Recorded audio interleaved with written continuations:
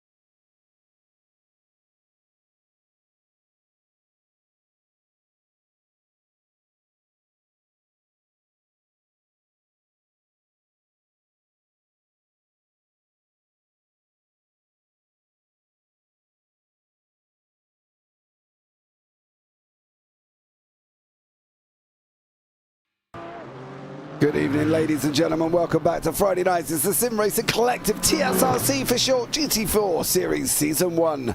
And we're at Long Beach. It is round 5 of this 6-week calendar. And we finished the 6th week next week at Canadian Tire or Mosport. So we will finish off there as well. Let's give you a quick rundown of the standings. The driver have just started qualifying at this moment in time. Kieran Sharp leads the pros with Volker Bekirden coming off his win last week at the Nürburgring, and Tom Davidson in third. Then Felix Smogy in fourth, Jamie Nuttall, Josh Millington, Pierre-Antoine in seventh, Jason Michael in eighth, Gorham Hamlin in ninth, then Bobby Moss, Nick Clebens, Bart Raven, Gergely Canzabo, Artem Gustams, Andrew Pike, Liam Giles, Hayden Miller, Vinny Sabravaria, and Thomas Carner is the last one on no points there as well. And then there's a couple at the bottom. Jack Southfield also doesn't have any points in the AM standings. Ian Pfeiffer is out in front on 80 points. With William Chandler in not far behind, only 1 point back on 79, and Richard Phillips behind that on 53, with Patrick Dean on fourth place. And you got David Long in fifth, then Mav Gardner, Matt Smith, Johnny Wu, Louis Hesketh, Stephen Mellis, Brandon Haig, Marcus Cook, Thomas Mine, Simon Norton, Alex Phillips, and Ron Maynard. I'm James Parfitt. I'm going to be joined in the booth by Nicolas Hillebrand here for what plans to be a very interesting evening of racing, I think, for us, Nicolas, especially with these GT4s, a tight, twisty track like Long Beach. Hello everyone, thank you very much as always for the fantastic welcome, James, and yeah, I think it's going to be an absolute stunner tonight. You know, we have a fantastic car class like the GT4s here, you know, basically as close to a race, a properly race-prepped race car based on a road car that you can get nowadays, because, you know, they have a little bit of aerodynamics and stuff, but they're weight-wise quite close to the real cars. They pretty much have the normal road car engines, and of course they have a little bit of race car ECUs in there. But other than that, it's still very, very production near. And so to have a car like that, well, a bunch of cars like that, since we have, I think if I saw correctly, in the entry list, 5 different models here, on a street circuit like Long Beach, it should be absolutely fantastic to watch. Yeah, it should, and I think people are going to be, you know, thrilled at home. Don't forget, we've got 15-minute quali and a 40-minute race after. Circuit itself, just short of 2 miles or 3.167 kilometres, depending on what you use, of course. If you're in the UK, let's be real, it's going to be miles all day.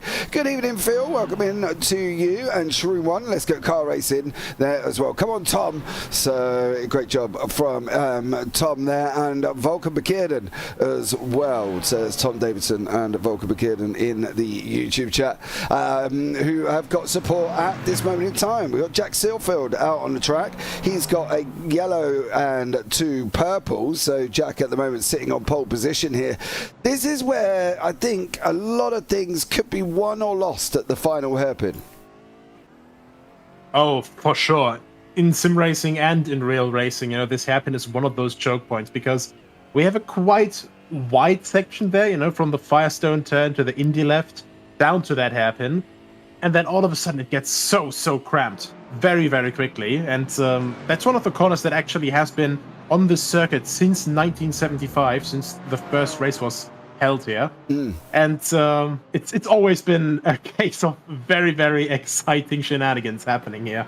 Yeah, I think so, and it even gets exciting on a pace lap, to be fair, because nobody can quite work out whether or not, what line they're supposed to be in, or generally it's single file, and pretty much most leagues that I'm aware of is single file through there, so they're going to have to play it by ear, and hopefully these guys will behave themselves as well. But turn 1, I feel, could be an interesting one as well. We'll go on board with Bobby Moss. Now, generally, going down turn 1, you're going to start coming over to the right-hand side, which he is, hugging the wall, shortest route, let's be real, we are all aware of this.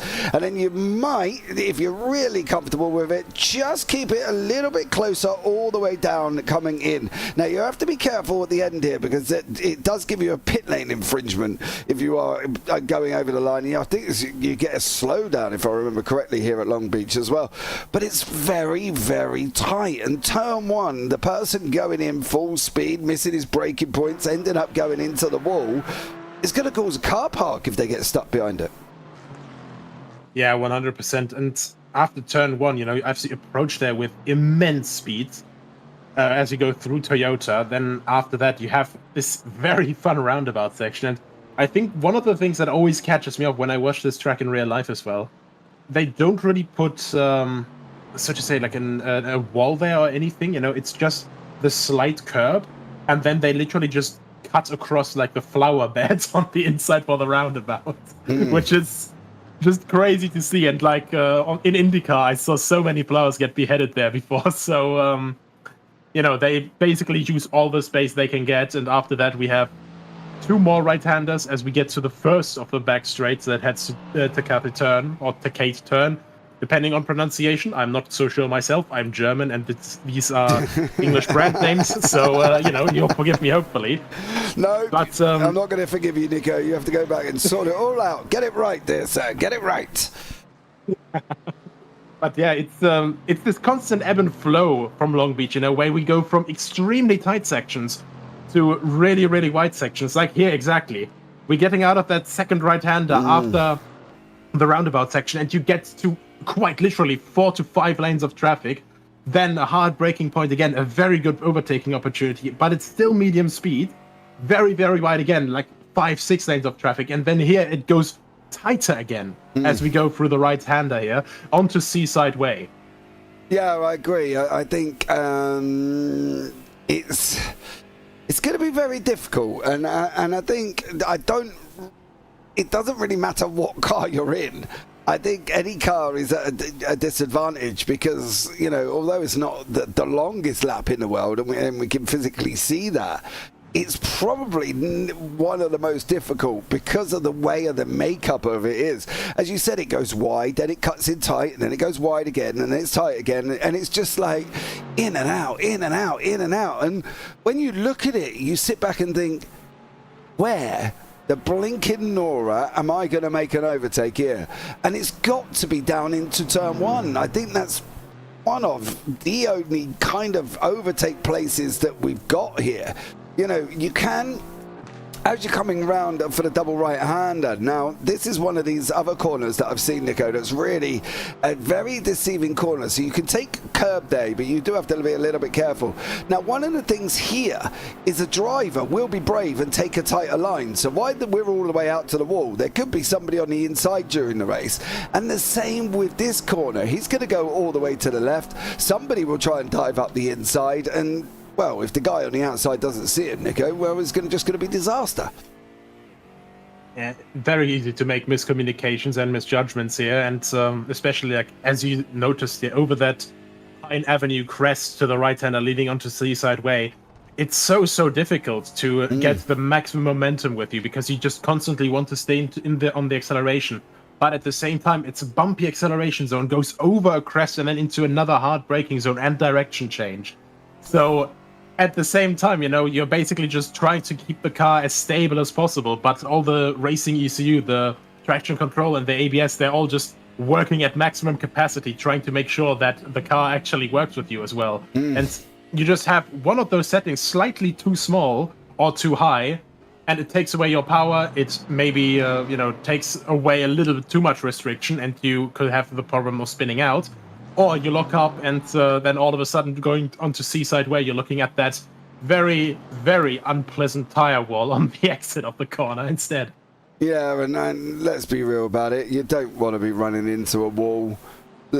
Honestly, you really don't, because it will hurt here. So they've got to be a little bit careful. It's going to be difficult for us to monitor some things unless people start spinning, unfortunately, because unfortunately wall taps do not show up on the unfortunately on the SDK. Listen, guys, give me 2 seconds. I'm going to pop on to the start screen for 2 seconds. It's just an issue that I've got to resolve quickly.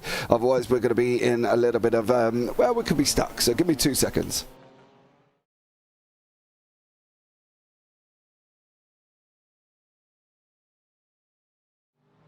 Right, there you go, as quick as lightning. We are back here going into qualifying. Got 5 minutes remaining. Jack Southfield sitting on pole. Jamie Nuttall sitting in second place. Tom Davidson with a green in the middle is coming down over the start-finish line now.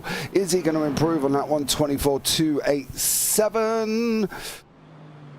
No, not by what I can see here. But I think the thing is as well with qualifying is you have to be a little bit careful, because one little wall tap and you get a 0x, but your time's done. That's it. You can't, that's it. You've got to start again, as Kieran Sharp goes and does a 124.484. You know, the 0x nullifies that lap, and that's the thing with this circuit. A slight little wall tap could really punish you in qualifying. Yeah, 100%. And not just that, well, we have all these apexes here, so the exit out of the roundabout, and then these two corners, well, this right-hander here, and then, the one afterwards, the Tech 8 turn onto the Pine Avenue. It's always these corners where you have to get as close to the wall as possible, and there as well, as the wall on the right side closes in, as we barely saw Kieran Sharp avoid clipping that. It's so difficult, because you have to get as close to the wall as possible on the outside and then on the inside again. Just constantly basically threading the needle on getting as much space as possible, making the corner as straight as possible and taking as much momentum as possible. So not just a 0x is a big threat there, but also if you just hit that wall slightly wrong, and you can easily break a suspension arm, either at the front or the back there. Yeah, and I think that's the thing, and it's all. I don't want to go too technical, but when you hit a wall, it's all about the angle of the hit, right? And if you can hit it where your wheel is straight, and you might get away with a miracle. But if you hit it while the wheel is pointing either into the wall, you're in trouble, because it will dent your steering. I think it is. The damage model is quite bizarre. Sometimes you can hit a wall head on and everything can be fine, but you hit a wall head on and your steering's turned just a little bit, or you're trying to steer away from the wall, bang, your steering is gone. It's a very difficult damage model to get hold of sometimes, and they've just got to be a little bit careful. Probably the easiest thing, Nico, would be staying off the wall. Yeah, just don't hit the wall, I was about to say. But I also am just quite curious to see how the different cars will perform in comparison to each other, because we have 5 different cars here. We have, as we can see here, with the car right ahead of what we're seeing right now, Aston Martin Vantage GT4, great car. Very, very pretty. Then the McLaren 570S GT4, of which I have driven the road car before, so also very pretty. Already the road car has stupendously good electronics, so this car has been doing very, very well overall in all GT4 series that I've seen it perform in. Then we have the Mercedes-AMG GT GT4, which is pretty much a similar base to the Aston Martin, but obviously, different chassis, different aerodynamics, and the entire shebang are on the outside. And then, of course, we have two more from Germany, I should say. The Porsche 718 Cayman GT4 Club Sport and the BMW M4 GT4. Now, which do you think has the smallest engine out of all of them, knowing how big the cars are in comparison to each other? You're going to tell me it'll be the BMW? Yes. Just by the fact that you said in comparison to how big the cars are. The BMW is a tank. It is literally a tank. And I wasn't surprised the fact that you turned around and said the BMW's got the smallest engine. But it's just absolutely massive. You know, and this is the thing. People are going into the pits now. Southfield's just gone and done a 1:23.931. Parfitt in the AMs in 9th place overall. The AMs are red, by the way, and the pros are black. Raven, Clemens and Pike and Kana are mixing it in with the AMs. Clemens has gone over the line as well. Oh, no, he's not. He's on the flowers. Ooh. Get off the flower bed, you bully. It's not the way Having a quick epitome. I always wanted to be a farmer. Well, you ain't going to be happy about Clemens riding over your flowers, are you? I mean, it's all the different gardening techniques that you can learn and do, you know, like what we learn on Clarkson's farm. Well, I'm growing sweet corn at the moment in my garden. I've got sweet corn, tomatoes and carrots growing in my garden at the moment. My sweet corn is just starting to form into sweet corn. As Southfield's just got 1:23.910, fastest lap of the race on the final lap of qualifying there. Jack Southfield is looking mighty here, Nico. Sorry, I missed the question. I just got barged in on. Could you please repeat that? Yeah, that's good, because I didn't ask you a question. I said that Jack Southfield is looking very, very mighty. No, absolutely. The entire class of the pros is pretty much still looking quite close.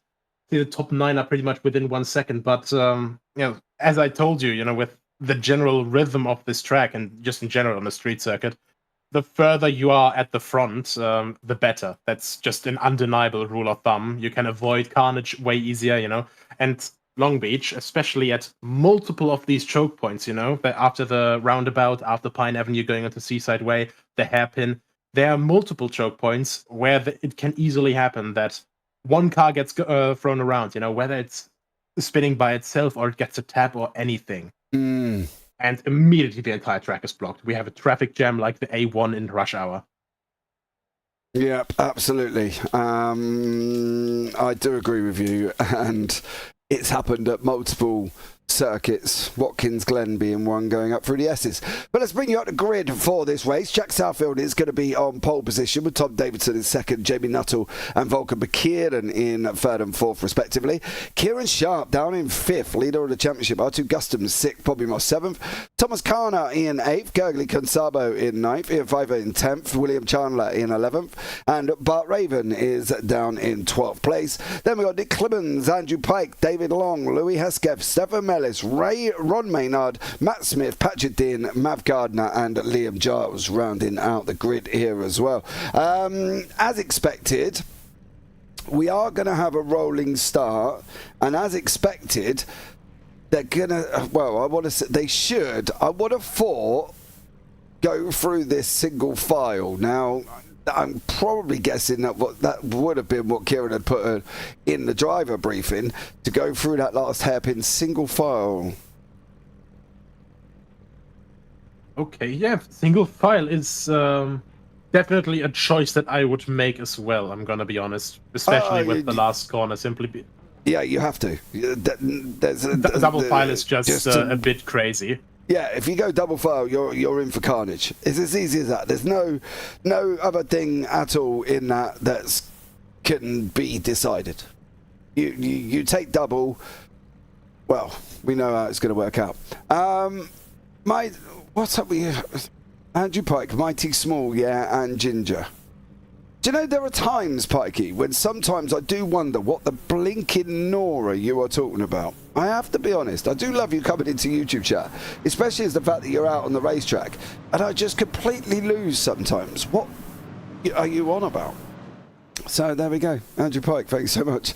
Quinton Van Wingarden, know you. See, are people having conversations with somebody that we don't know about here? There we go. Right, let's see how these guys do get on around this circuit here. Nico, predictions, carnage in race 1 or not? Ooh, Sorry, That is not a race one. difficult one to call. Yeah, turn one. Sorry, not race one. Yeah, all good, all good. I mean, technically, Bridgestone is turn one, so the right-hander right after the start-finish line. Oh, now you're just being pedantic. That is an American corner for no reason. I mean, technically speaking, but yeah, we all know the Toyota's turn one pretty much. Well, I don't know, honestly. People will obviously try to take chances. Don't go too. Don't go too. You're gonna nearly put Melis in the wall, Sharp in the wall. What? Has people stopped? Ravens out of... Oh, man. And ladies and gentlemen, boys and girls, are we still... I believe we are still under pace car, if I'm not mistaken. It's still there. Yeah, we are. We are, yeah. Still under pace car, so we're going to have one more pace lap there as well. We said single file. They didn't go single file. Caused a bit of chaos. It's a difficult call because, of course, we want to have a clean start, but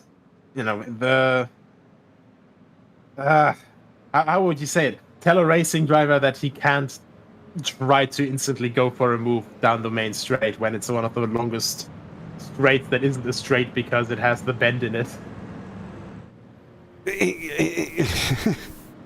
I mean, the problem is, look at circuits, American circuits, right? Road Atlanta, Road America. You have random numbers in random places, especially Road America. We go from turn 3 down to turn 5, and people think we can't count 4 because it's just not a turn. Road Atlanta is the same. We go from 7 to 10A and 10B because 8 and 9 are nothing more than a little wisp either way. They're not really corners, and calling Bridgestone turn 1, well, it's like calling a crocodile an alligator. It's just not. You know what I mean? It's not at all. It's not a turn, it's a horseshoe. Yeah.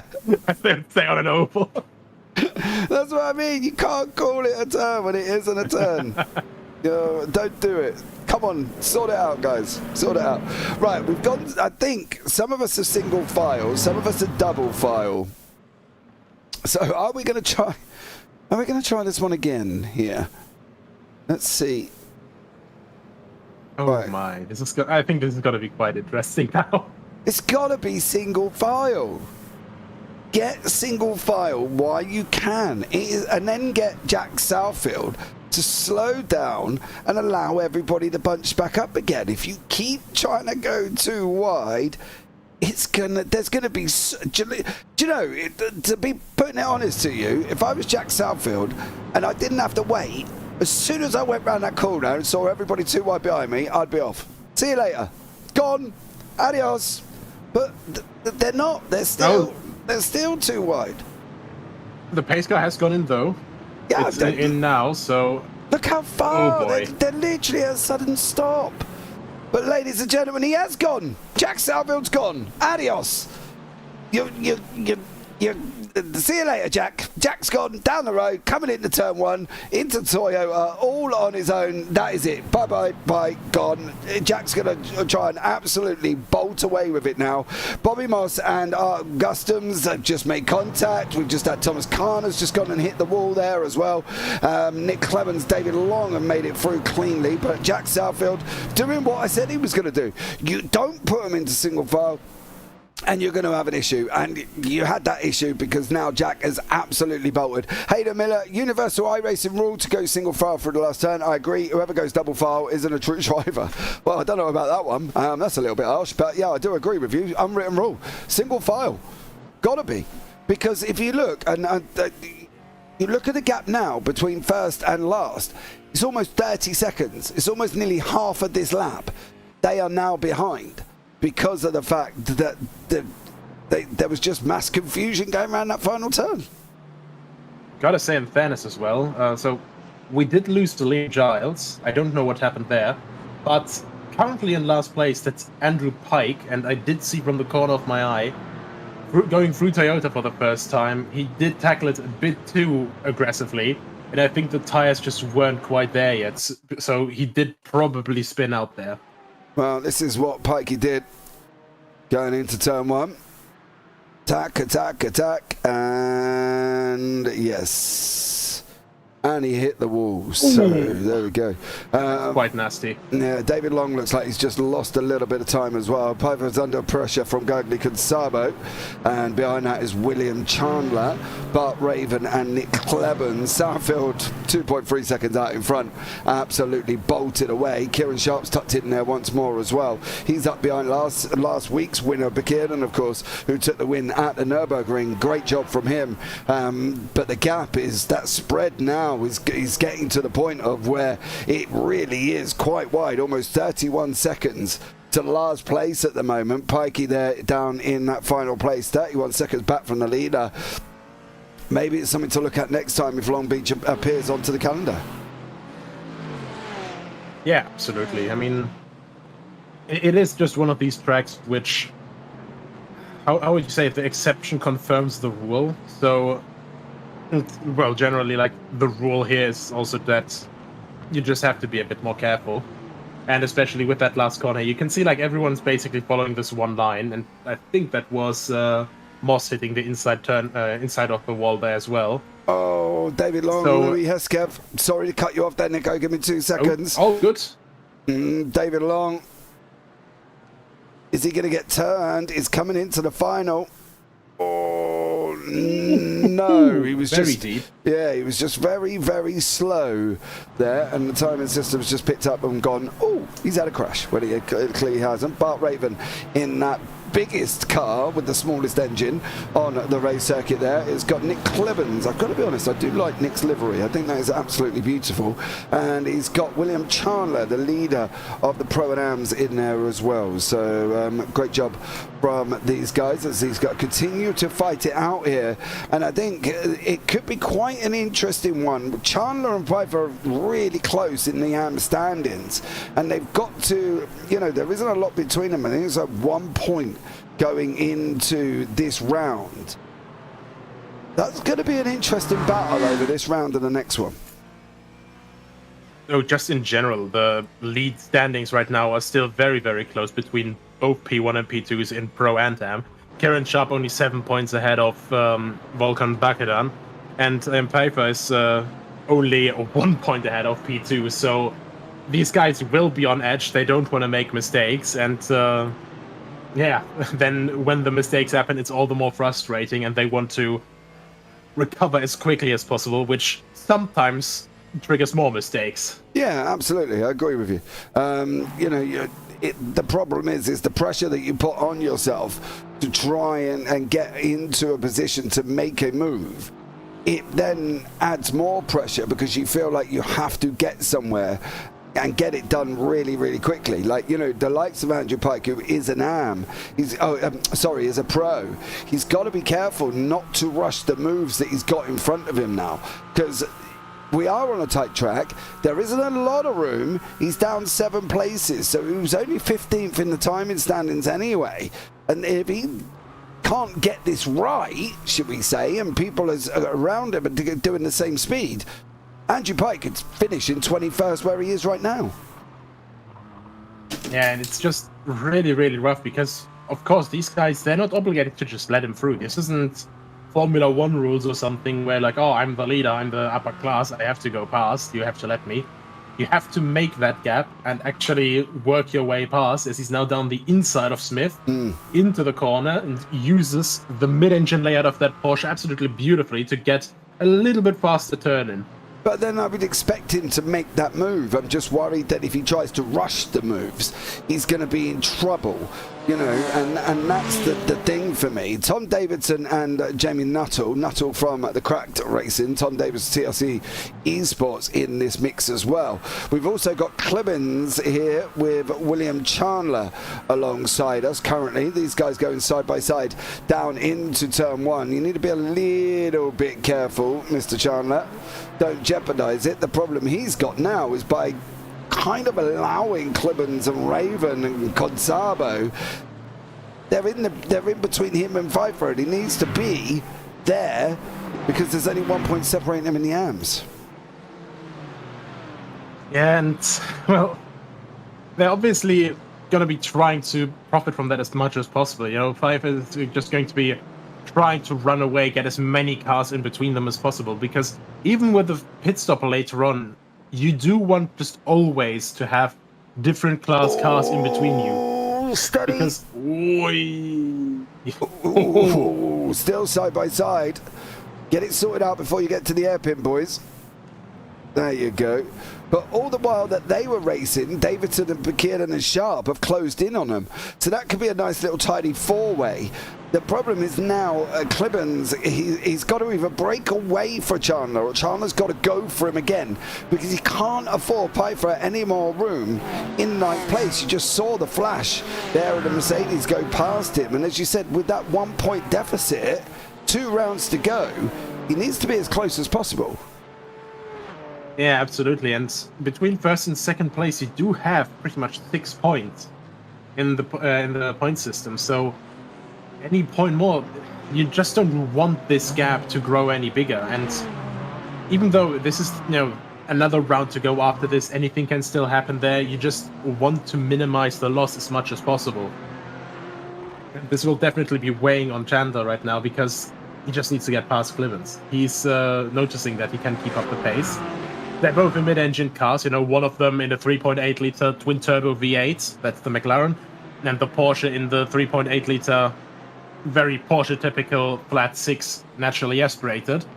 So, these cars, while they have a similar concept, they have their own strengths, and William Chandler just has to utilize everything from that Porsche Cayman right now. Yeah, but the question is what? This is the thing, right? If this was the GT3 version of a Porsche, I'd worry that all of a sudden it put the back end round, because for William Chandler, a GT3 just does whatever it likes at times. You can do the same thing for 99 laps, and then on lap 100, it will spin you out and put you in the wall when you go to do the same thing. But the Porsche and the GT4 looks very much more stable in this class, and I think they've done a great job with it. But at the same time, the McLaren on his day can be really great. The Aston Martin on his day can be really great, and they're like anything, right? If you push it to the max, you are going to struggle with it. So they have to make sure that, especially on a flow circuit, and this is what I would class as a flow circuit, because if you lose your flow for a minute through any of this section of this section of this circuit, you're in trouble, and you're in trouble hard. So, they've got to make sure they can keep the concentration. And for William Chandler, he's just got to decide what he's going to do before he loses even more points to Ian Pfeiffer in the AMS. And I think that's going to be an interesting one to keep an eye on. Bart Raven, and that was the inside line I was talking about when we were talking in qualifying as well, Nico.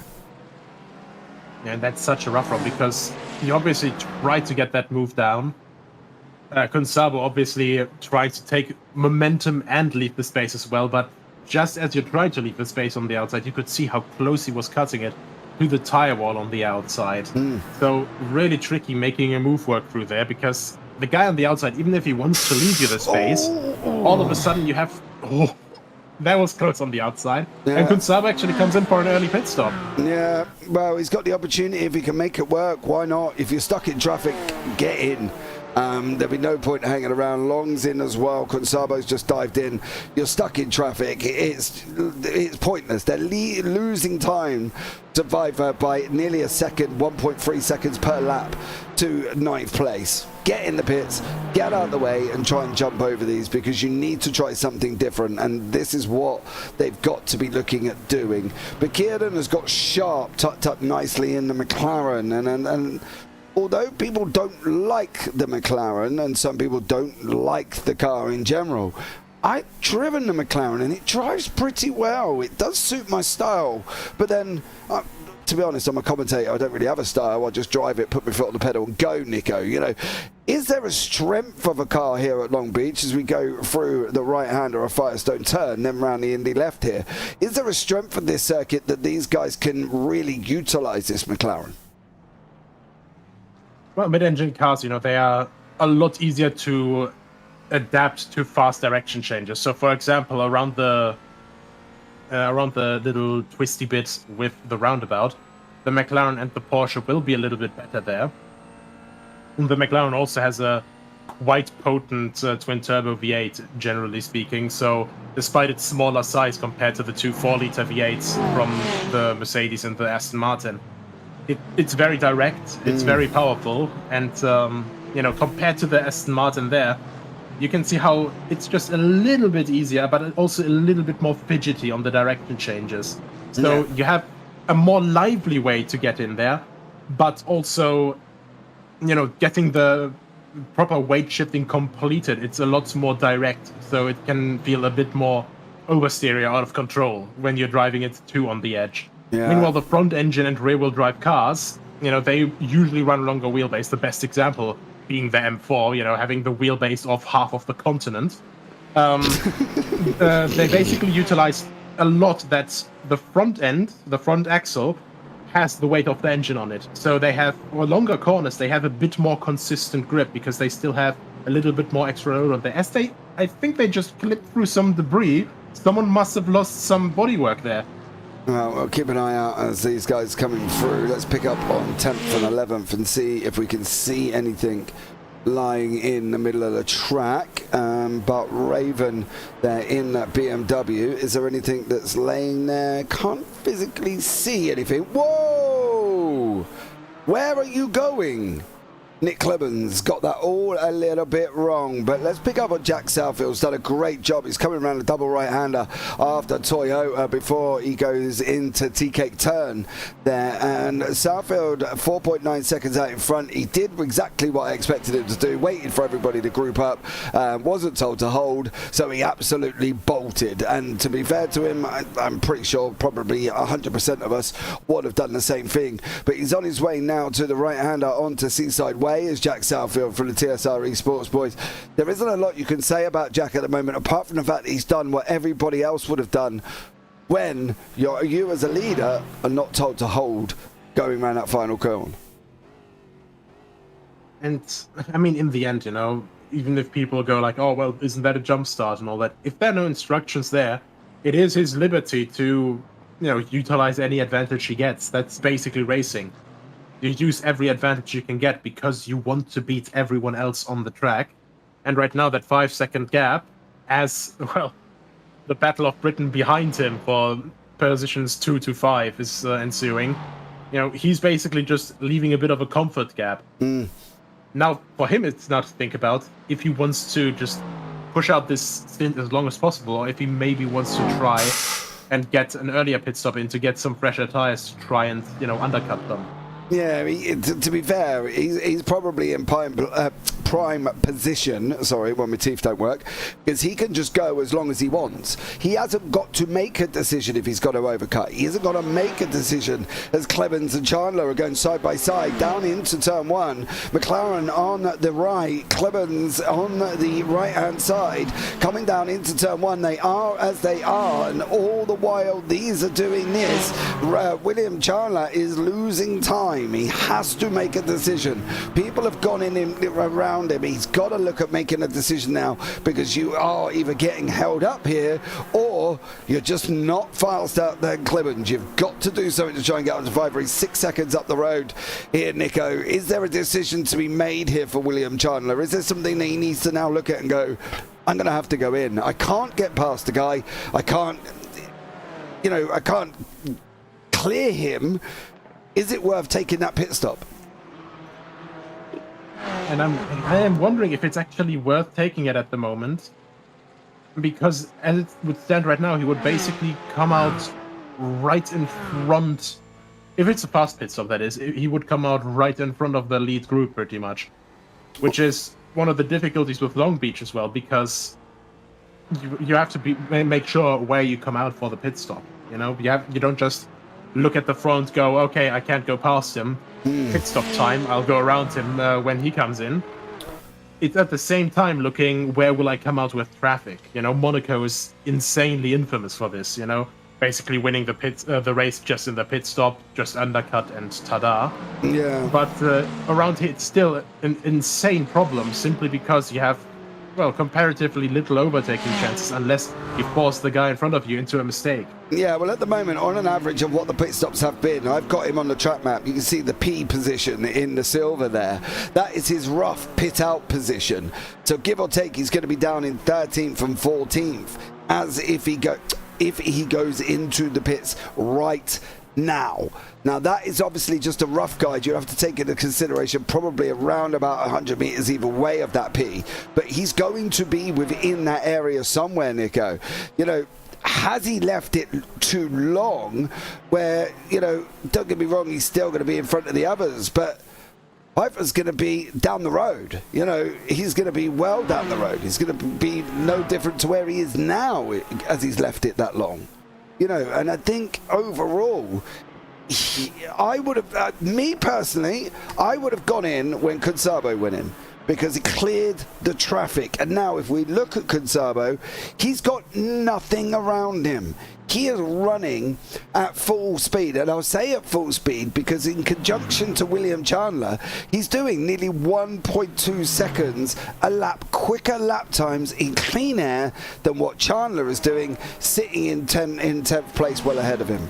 I honestly believe there's been a trick miss there, and I think Chandler, if he went in with Kunsabo, I think he would have jumped Pfeiffer, but as it is at the moment, he is almost, 8 seconds back. Yeah, he also lost quite a bit of a gap at the end of the lap there, so I think he might have had a lockup or something into the final hairpin. And now that would be like the definite point where I'd say, okay, let's go to the pits, try and get just anything sorted out that you can, and yeah, it's basically another make or break point for his race, I'd say, against the class leader.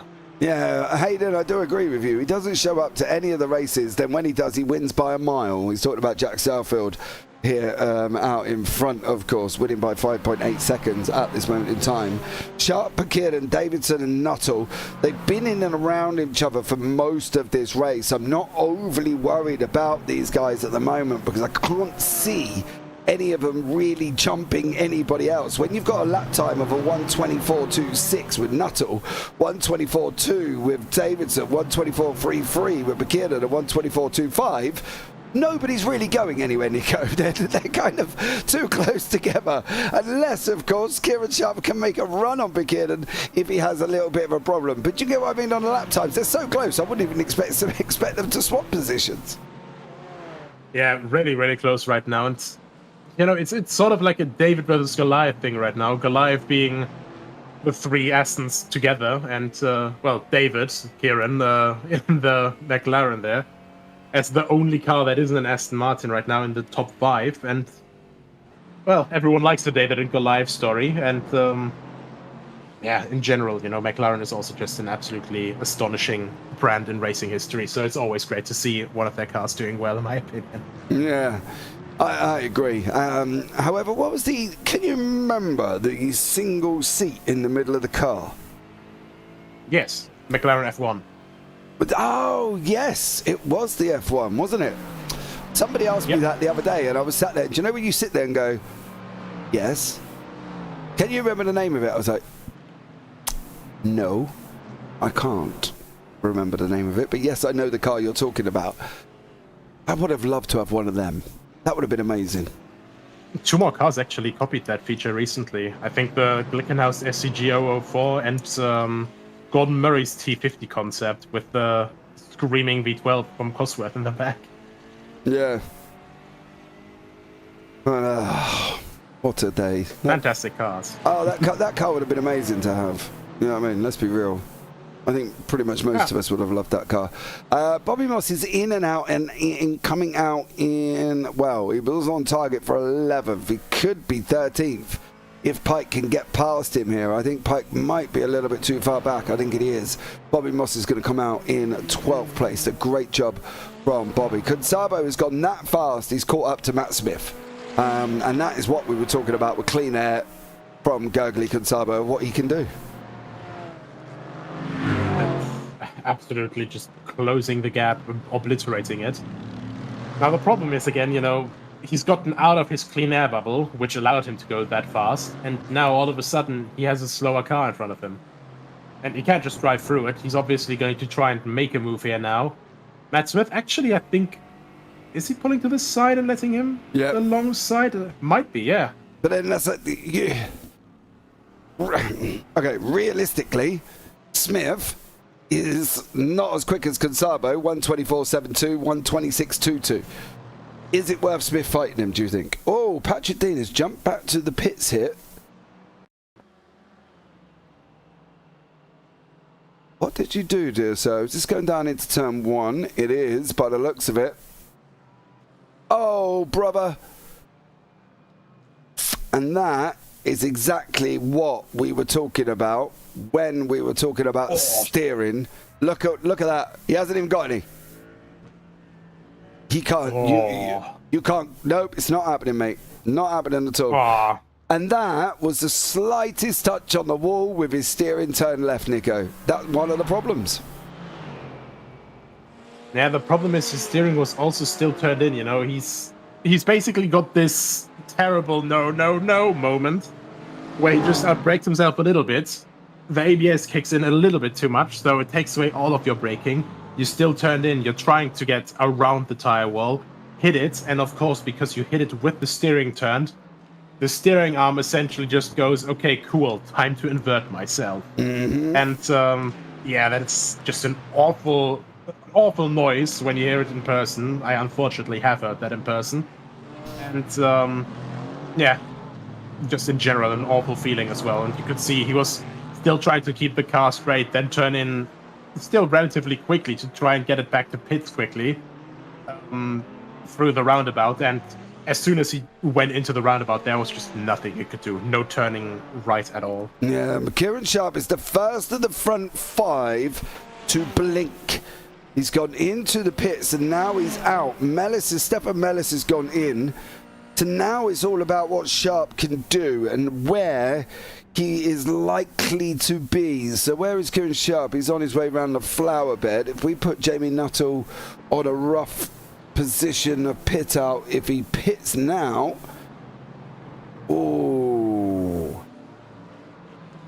should still be in front of Sharp.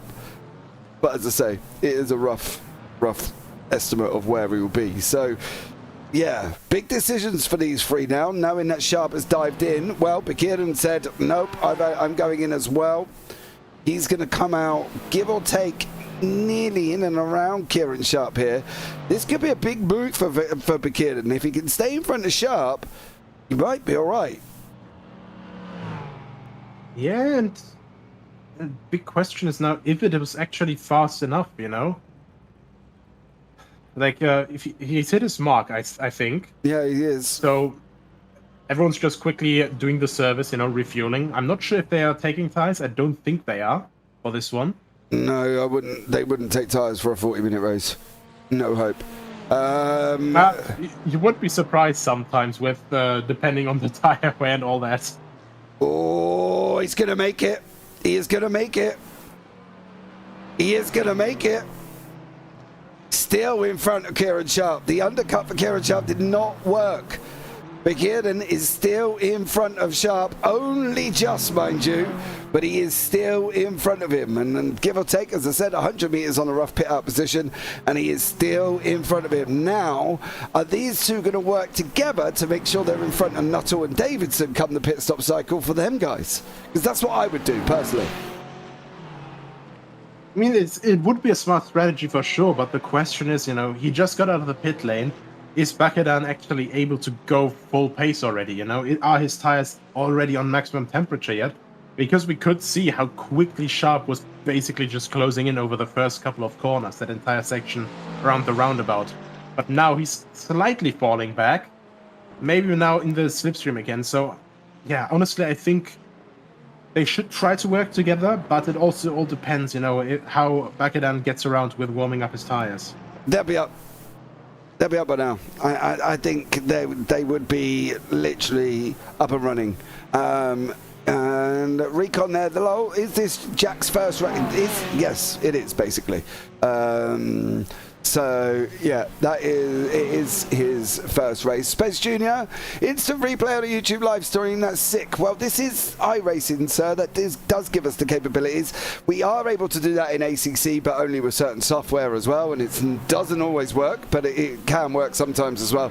But due to the fact that this is iRacing, we're able to show you things like that as well. But Kieran Sharp, where are you going? Okay, so Nico, you drive a lot more than me, right?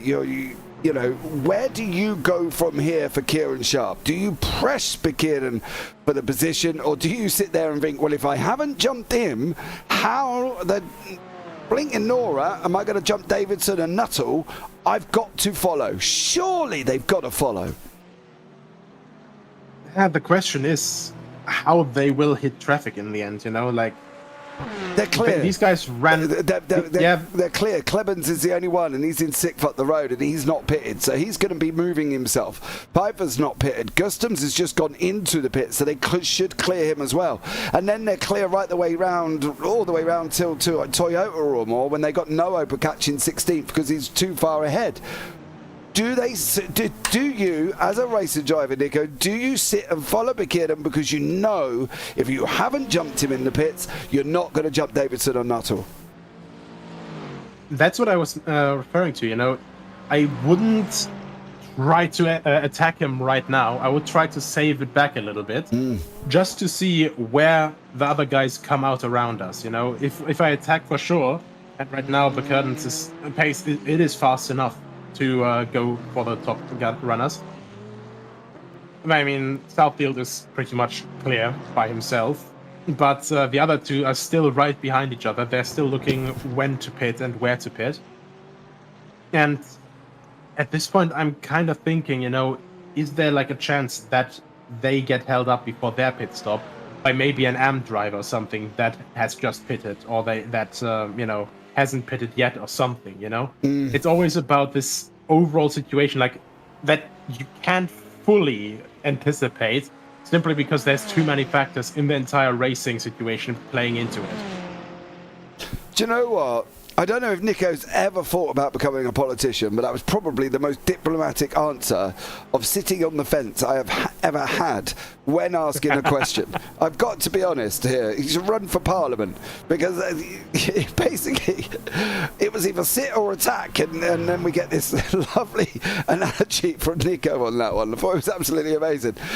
Personally for me, Kieran Sharp, don't attack him. You can't. It's just not possible. Don't attack him because you need him to pull you forward in front of Davidson and Nuttall. However, Nuttall has come out of the pit lane, and he is just in front of these guys as well, so they didn't jump him regardless. Now, are they going to jump Davidson? That's going to be the question. Whether, if Nuttall, they did jump Nuttall, and they're still close together here. So now for Kieran Sharp, if I haven't jumped Kieran and I haven't jumped Nuttall, I'm not going to jump Davidson. I would go and put Kieran under as much pressure as I possibly can. That's my philosophy. Yeah, I think that is a really, really rough call to make right now, because both of them are actually in the pit right now, both leaders. So, yeah, this is going to be interesting now, because all they have to do is hit their marks perfectly. But of course, when you're in that situation, you know, you can very easily make a mistake. We saw that very nicely with Oscar Piastri, for example, at Spa a couple of weekends ago. And, yeah, just all about hitting all of your marks. Davidson is out, Southfield is out. At the pit exit right now. Five is actually in right now. It's going to be here. It'll be here. Whether or not these guys are going to get through. Davidson down the road, Nuttall not jumped him, Kieran not nowhere near him, Sharp nowhere near him. So the answer to your question is, well, apart from the fact that Davidson just got that all wrong going through turn one there for Tom Davidson. I'm not quite sure how he was coming out so far ahead, whether or not he just did not get that rotated. We'll see if I can find it, do some magic. Here we go. Look, this is him coming through turn one. Yeah, I think that's just the exit line there. Yeah, I think that's just a very slow exit line, isn't it? To be fair, but now he's under pressure from Nuttall. Yeah, and these guys, they tried to undercut each other. Now they're still in the very, very close battle.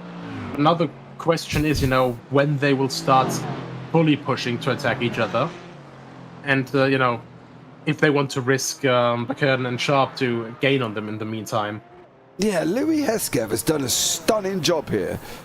He pitted early on lap 8, and he finds himself in second in the AMS in front of Chandler, who we said wasn't going to jump, and he didn't. He went, he's still behind Clibbons and still behind Raven, but Hesketh has done a move here, and he's jumped into second place in the AMS. Great job from Louis Hesketh. Question is, he pitted on lap 8. 9 minutes still to go. Can he get to the end? Well, I would have hoped he would have been able to work that one out himself. But Louis Hesketh pulling something out of the bag here. It's like almost getting a rabbit out your hat. And he's sitting in second in the AMS now. Yeah, and as opposed to the race start, he's completely clear now. He can just focus on hunting Viper. But, of course, Viper's also in clean air right now, so it's going to be a rough job for him. Try and catch up 5.5 seconds in, well, what I'd say would be 5-6 laps. Yeah, I would worry about lap times now, but there's no point looking at Viper's because he's only just come out of the pit. So we'll keep an eye on what he does next time around. Now, this is a 2v2 group that's still in the same format, the same formation they were in when they went into the pit lane. So it's exactly the same as it was here with these guys as well. Nobody's gone anywhere, Nico. Everybody tried an undercut. Sharp tried it, Bakirden tried it, Nuttall tried it, and Davidson, well, he just got it right. Yeah, absolutely. I honestly can't add anything to that. It's basically just do or die for him. He did instead of dying. And actually, despite it being quite close when he came out, that's just the nature of the pit exit. He's keeping it stable right now. You can see that, he's keeping it tight through here. He's keeping it a little bit wider here, trying to stay off of the higher vibration curves. So he's seemingly trying to just keep the car as settled as possible, which isn't a dumb idea, because that way you keep your tires a little bit cooler and better in the optimum temperature window. And, ooh, that was a light lockup, though, on the inside. Nuttall from the Cracked Racing, Davidson from TSRC, Bakirden the Privateer, and Sharp from TSRC. The boys entertaining us on the racetrack as well. Recon, I love that comment in YouTube chat, but I am not going to read that out. So great comment, but I'm not reading that one. Hayden Miller, are we sure Jack isn't in the GT3? I'm pretty positive, mate. He's just unfortunately very, very quick, regardless. He's cleared traffic now as well. He's lapped everybody up to Stefan Mellis, who, if Jack's got anything to go by, probably will get him very shortly. But Raven is down here with Nick Clibbons. Clibbons is very, very close. This could give Chandler a sniff, but it's really generally pointless because it's a pro and am here fighting out. Oh, yay. Whoa. Running side by side. There for a moment. Yeah, side by side down here now to Seaside Way. Coming in the Firestone turn. Clemens did make it through. Can he hold it through? Indy left now. The McLaren from the iRacing Sports team. The BMW from the Cracked Racing. Oh, there's a big puff of smoke going across the race circuit there. I think that may have been... Oh, Raven's gone round right in front of Chandler.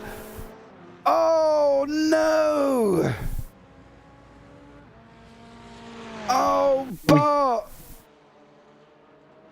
We did mention the possibility of a roadblock, and it happened to the biggest car in existence. That is just insane bad luck.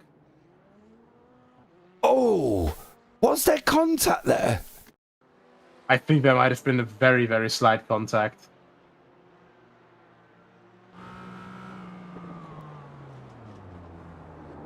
Oh, there was! Yeah, There was, but he didn't do him any favours. Now, what happened to Mav Gardner there as well? As Bart goes back to the pits as we go whizzing through some wonderful buildings here. That car's already broke. Yep. That car's already broke. So where did he have the first incident? Still broke there. No, it looks pretty straight. We'll keep an eye on this one to see if this is where Gardner had the... Oh, yes. Where are you going, sir? Down the road a little bit. Now, this would be a question of how to master this, right? That works. So... Didn't look like he hit anything there either. Right, 4 minutes to go. Southfield's still out in front. Pfeiffer or Heskev leading the AMS. Clibben's got a favour from Chandler, really, with Bart Raven, who jumped straight back to the pits there as well. Tough call, but I suppose in a way, I'm surprised that we haven't seen... Oh, go on, Mr. Sharp. Throw it in there as he comes through into Indy left here. I'm surprised we haven't seen more of that, Nico, to be honest. Yeah, I mean, overall, it's been a very, very clean race. We had a couple of isolated incidents, you know, with people having either a slight contact with the wall or, well, bigger one, as we saw with Dean earlier. But overall, like, a very, very clean race, as we now have our big, well, four-man group, basically, 4P2, back together. And I think there is a little bit of traffic in there now as well, which could add a little bit of spice to it.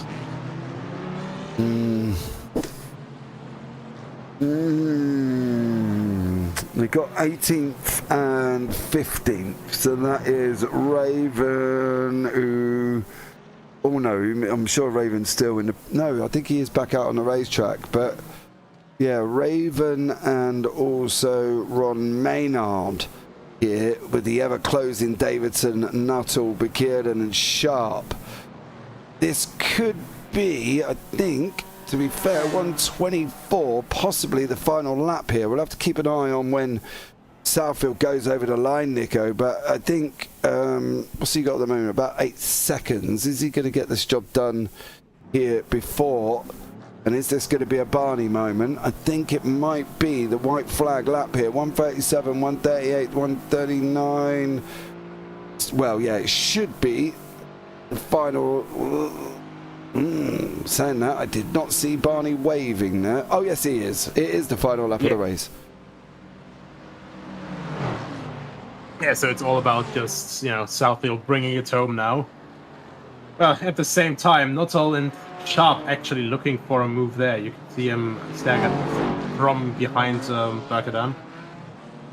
Yeah, it's now or never, guys. You have to make the move now. You have not very long left. You know, this lap is only 3.167 kilometers long, or 1.968 miles if you're from the other side of the pond that, you know, uses that unit.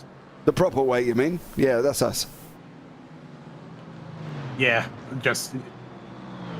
use kilometers. It's easier. No, no, no, it's not. The space for moves is running out. That's the big message here, and we can see how close Nuttall is behind Davidson there, running through onto Seaside Way the final time. And will he be able to make a move? That's the question now. Not quite yet here, I think. It's not. But no, I think he... Nope. Yeah, okay. I think he just messed it up for himself. But will Sharp be trying to make a move into the hairpin? No. That's the next one. Nope, Sharp's going to take what he can get as well. Jack Southfield's going to come over the line. He's going to wrap up the win. Here's Jack for Southfield. I expect Davidson to be in exactly the same position. Bekirden needs to be a bit careful because the line's not further down here. I wouldn't have kind of messed around on that one until what time? Piper wraps up. He's got 2 out of 2. I believe he won last week at the Nürburgring in the AMS. Heskev comes in behind him in second. Louis Heskev with a master pit strategy there to finish in second place, ahead of the second place in the championship in Chandler. You've got to give Louis a pat on the back, right? He's done a stellar job. Absolutely. You know, in the end, he did fall out of the range of Pfeiffer in the end, but still recovered very well, you know, saved himself a very good bunch of overall positions as well. And now taking a very well-deserved second place in class, you know, actually jumping a couple of the pro drivers as well and staying overall relatively error-free. So a very good race from him in general. Yeah, I agree. Absolutely, do I agree. What's going on with Stefan Mellis down here? Where he's got Chandler in front of him. Don't think he's going to make it through this time around. He's not. Chandler is going to be where he will be. And Mellis is going to come over in fourth across the line there as well. So a great race from everybody here. And they survived, which is more than I've seen most people survive in Long Beach. Let's have a look at the final positions here overall. We don't want necessarily just on class. We're going to look at the overall. Jack Southfield out in front by an absolutely country mile, about 6.5 seconds for Southfield. Then Tom Davidson, Jamie Nuttall in third. Then you've got Bakir and Sharp. Those are as they are. Neither of them changed positions at all. The top five, in fact, started in them positions and they finished in them positions.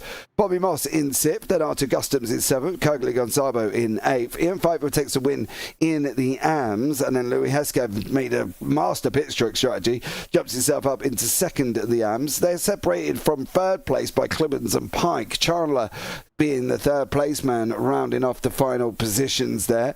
Then you've got Stefan Mellis, Ron Maynard, Matt Smith was the lap down, David Long, Bart Raven 2 laps down, Mav Gardner 3 laps down, Dean and Kana had a horrendous race during there, and Liam Giles, who did not take to the start there as well. And I think we can safely say I would come out of that race now and be like, wow, I survived. I mean, that's the main takeaway from this, you know. Oh, survival. Even if it is, you know, one of the wider ones, one of the more raceable street circuits, it's still a street circuit. It's still challenging. It's still bumpy, and of course, it's also still hot because it's in, you know, bloody California. When the trees aren't on fire, then it's winter. And you know, with everything playing into this, you know, all these guys have done incredibly well to keep the race, first of all, so clean and, you know, survive it. And, you know, Laurie Hesketh really done a great job at, you know, limiting damage there, you know. He had a quite big gap to the class leader, but didn't get stressed or anything from that. He basically just went, okay, then for today's race, I basically just keep doing this. I keep focusing on just hammering laps in. I keep focusing on staying error-free. You have to know what you can do and what you can't do during a race, and he focused on what he can do. Well, I tell you what, let's bring him in to the booth. The man that started 16th, he finished in 10th. He went in on lap 8 earlier, miles earlier than anybody around him. He jumped all about one person in the AMS to find himself in second place. The man is a master technician to get that done. But let's see how he is here as well. Louis, welcome in, buddy. How was that out there for you? Okay. That was amazing, honestly. After not so good start of the season, to finish here, penultimate round, it's just amazing. I was delighted, over the moon, to gain 6 places and gain 2 places in class to finish second. I was just ecstatic. So tell us about your pit stop strategy. Was that your decision? Not really. So the Aston Martin in front of me pitted. The Aston Martin behind me pitted, so I presumed he'd be going for an undercut. So I pitted to cover that, but he got out behind a Mercedes, which slowed him down, and I just pulled off. And eventually, I found myself in P2. Yeah, well, chasing down the lead. Yeah, you were, and it was an absolutely stellar job there, buddy. I've got to be honest, you know, to be able to pull a master stroke, whether it would be on purpose or whether it was completely accidental, it doesn't really matter. But you've got the job done. You've finished in second place. You've taken some nice points. Where are we going to see, do we think, Louis coming into Mosport? What's going to be your philosophy going into there? Because it's a completely different track to Long Beach. Well, I am amazing in motorsport, so I'm going to be hoping to be battling Ian for the whole race, if not ahead of him. So high expectations there, and if I don't, I know that Ian's obviously satellite racing, an amazing driver, so yeah. Okay, can I just add, you have put some big old pressure on them shoulders, Louis, and you are aware that whatever happens at Mosport will be on YouTube for life, in conjunction with what your comment was right just then, right? Yeah. I understand that, but I have high confidence going into motorsport.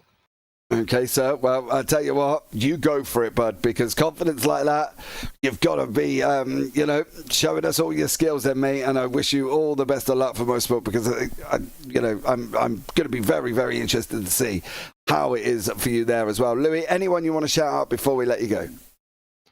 Just my team, Fighter Sport, thank you. And yeah.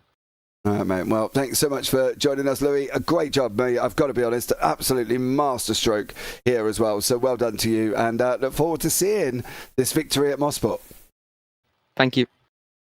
Right, and next up on the list here as well is Ian Piper, finished in first place again in the AMS as well. How comfortable was he? Well, we'll let him tell us. Ian, welcome in, buddy. How are you? Oh, I'm great. Again, victory. So super proud of the results tonight.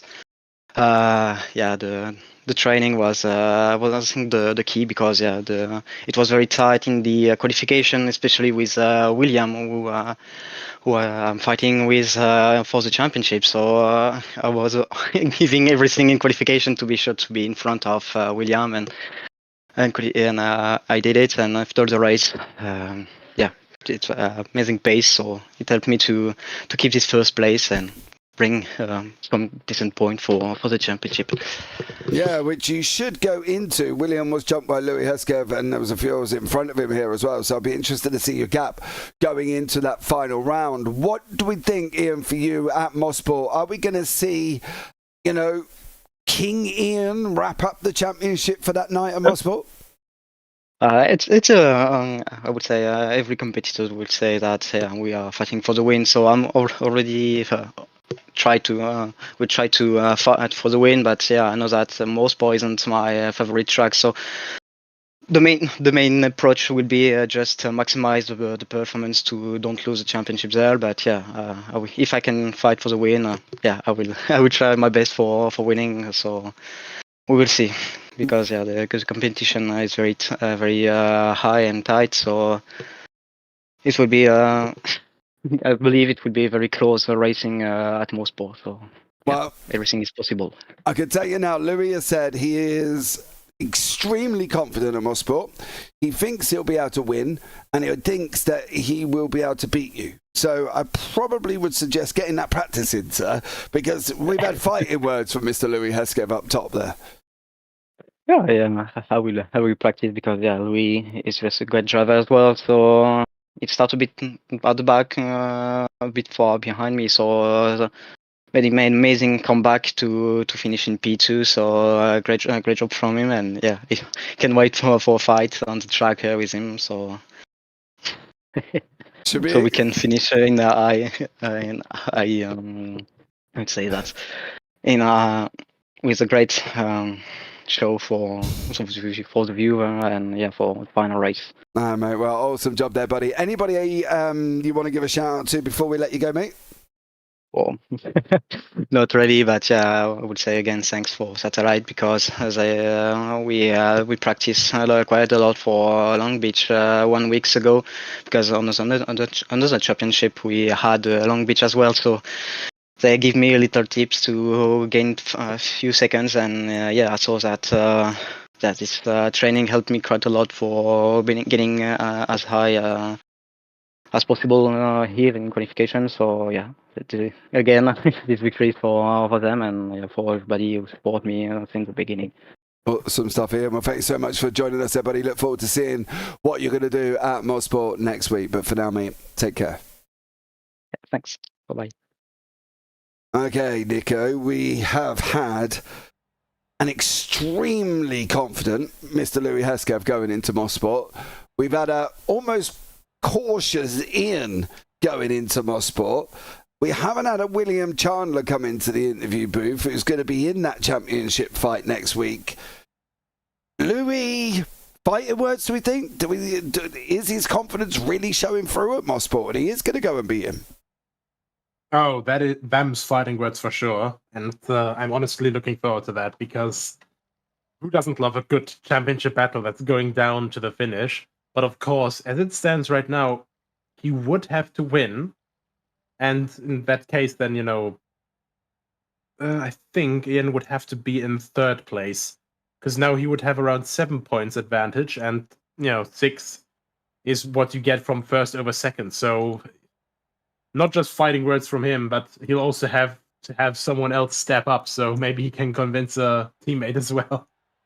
Well, there we go, guys. We'll find out. It sounds like Louis coming in there with a full scrap on his back, and we'll see how he gets on. But stay tuned for that one. Obviously, we will be back next week as well. That's going to bring this broadcast to an end. Thank you so much to everybody that has joined us. It's been very exciting having you all in YouTube chat there as well. And the best comment of the evening, as I already said earlier on. But again, I'm not reading it out, so thank you very much for that one. I believe it was Raccoon, who may have even said that one.